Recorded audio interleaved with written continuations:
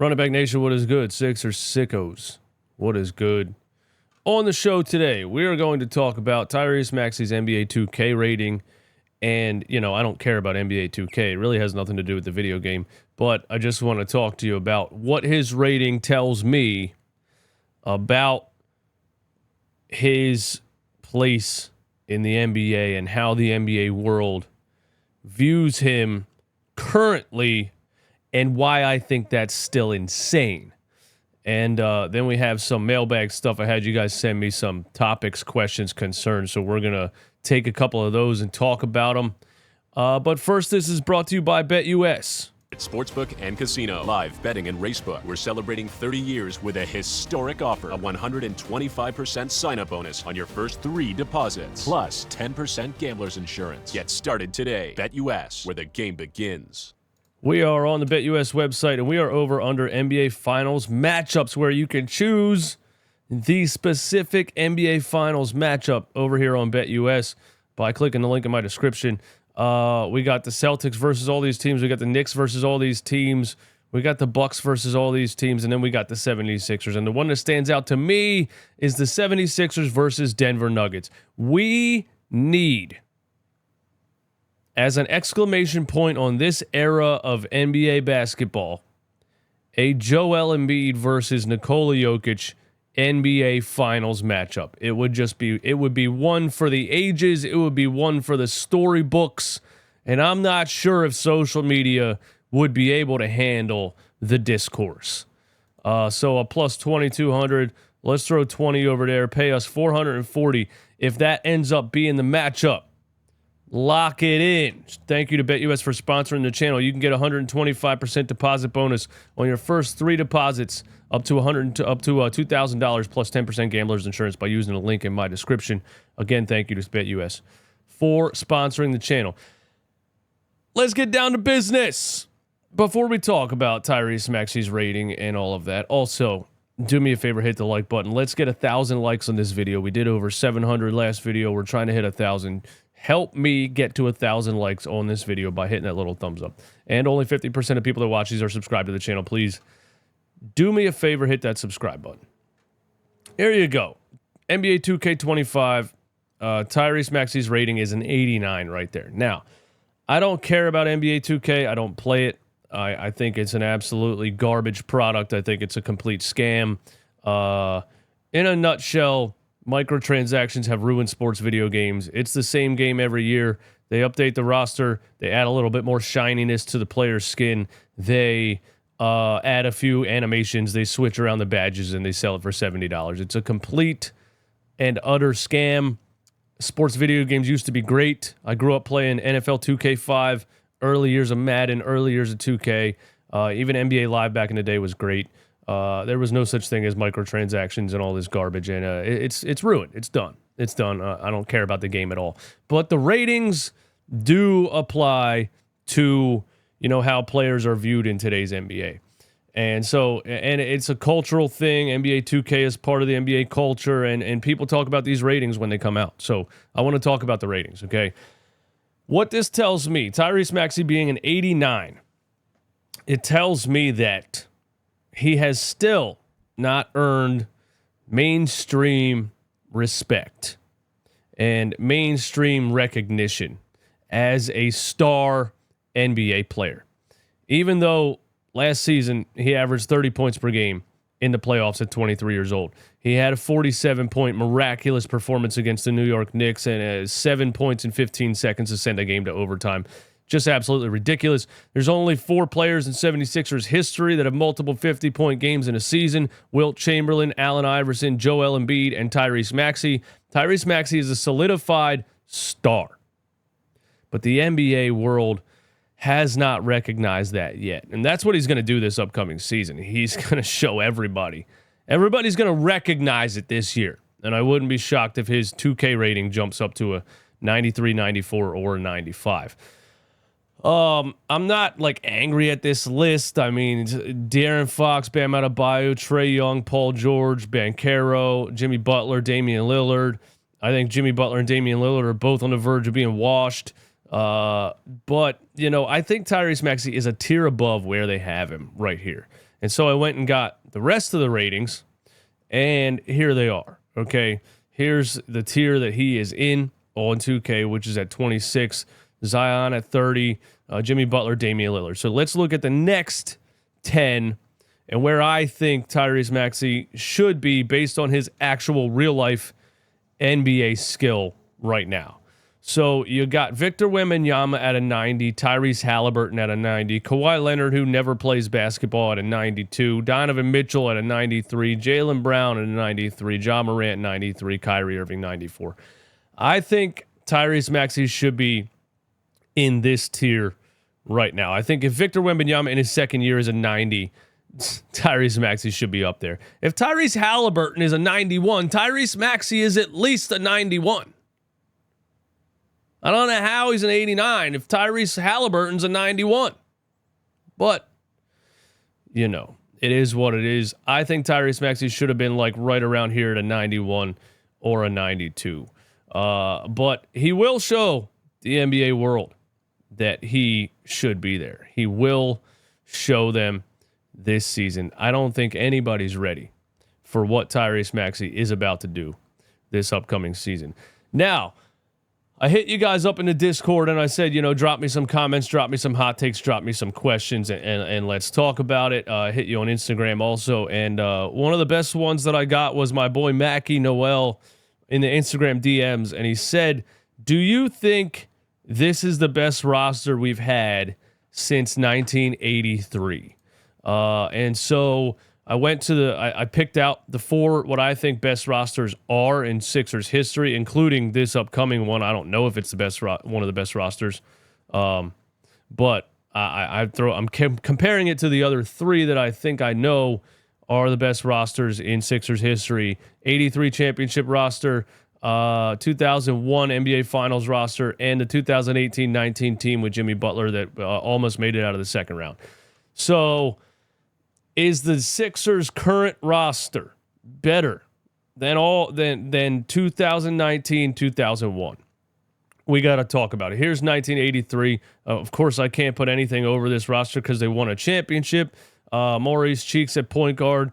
They had, of course, Julius Erving. They had Moses Malone at center that really just took them over the top, and they were dominant. They were 65-17. Their SRS, which is what does SRS stand for again? Hold on a second. Simple rating system, which takes into account your point differential and your strength of schedule. So this is the only really way to compare a team like this to the rest of the league without comparing eras.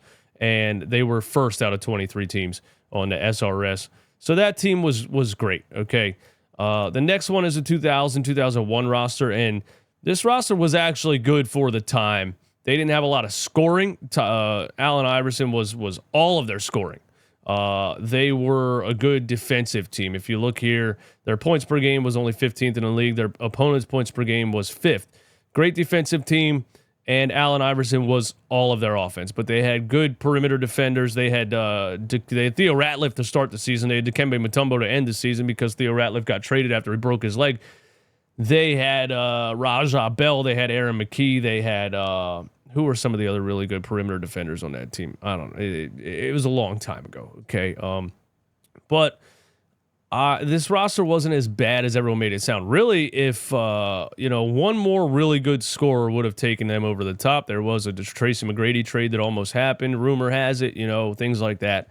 They didn't have enough firepower to take out the Lakers in the finals, but they were really good the whole year, and they won some big time playoff series. The Milwaukee Bucks, I believe the Ray Allen Milwaukee Bucks, and Glenn Davis, and they beat the Vince Carter Toronto Raptors. It was a pretty good roster. It could have been better offensively, but it was an era where defense really spoke more than anything.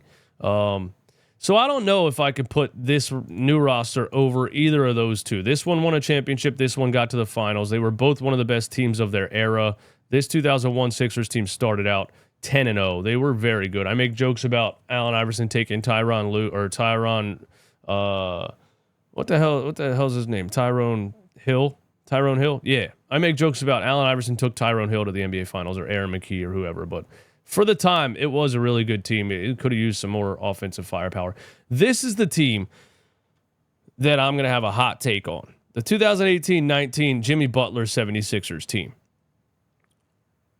I, to this day, think this team was massively overrated because, and I loved what Jimmy Butler did, but Jimmy Butler and Joel Embiid were just masking a lot of deficiencies.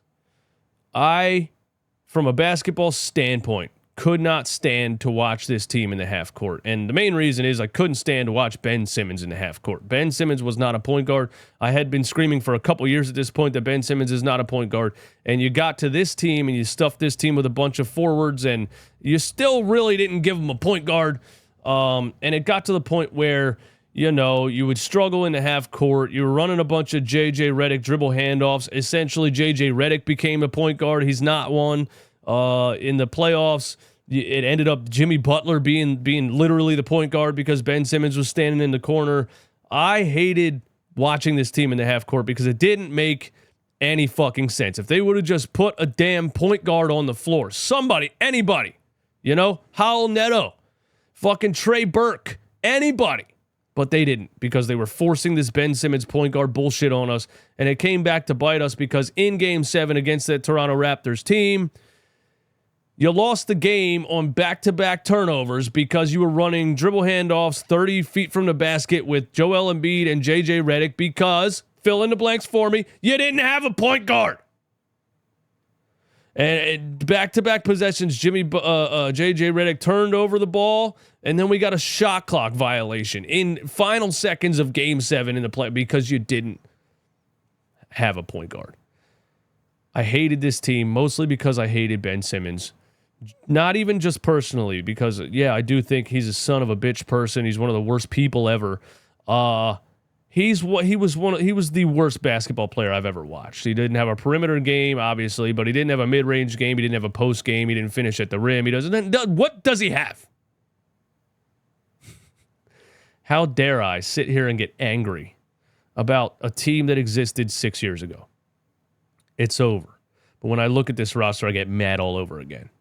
All right. To me, that team was massively overrated. Okay, so on paper, this roster, this upcoming season, makes much more sense, and it makes more sense around Joel Embiid being a star center who takes a lot of space in the paint. Look, center, guard, forward center, guard.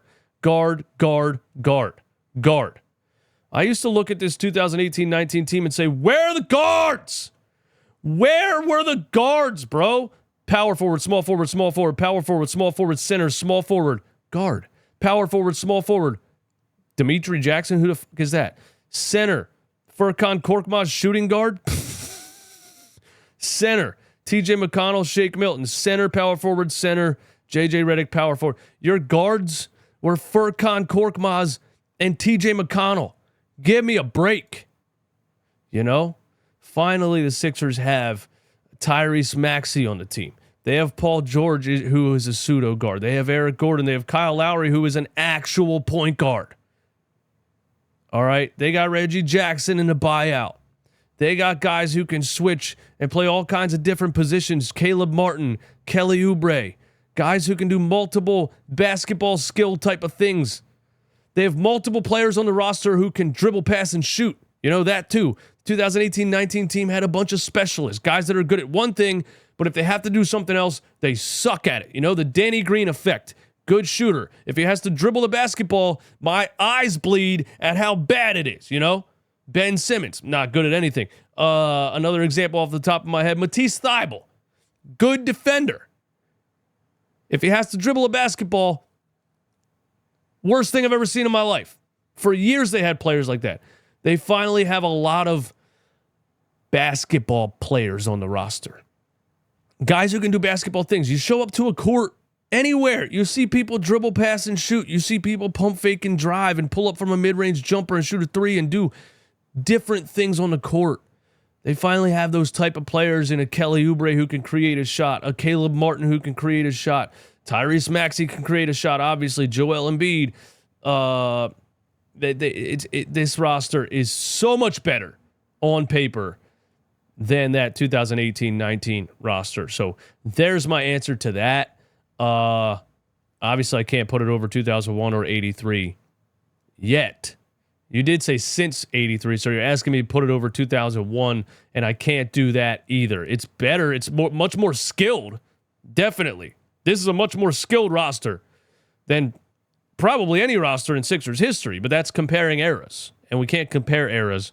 The 2001 team was a really good team for its time in that point in the NBA, so I can't put it over that team yet. But on paper, this roster is much better than 2018-19.